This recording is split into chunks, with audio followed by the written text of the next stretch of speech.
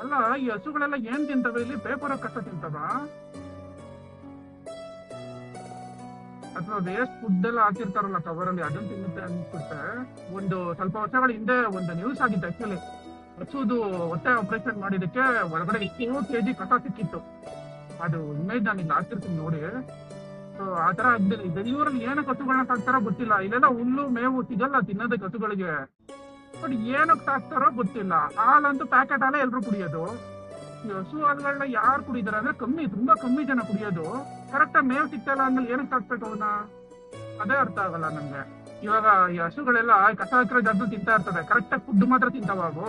Food ಜೊತೆನಲ್ಲಿ cover paper ಎಲ್ಲ ಬಾಯಿಗೆ ಹೋಗುತ್ತೆ.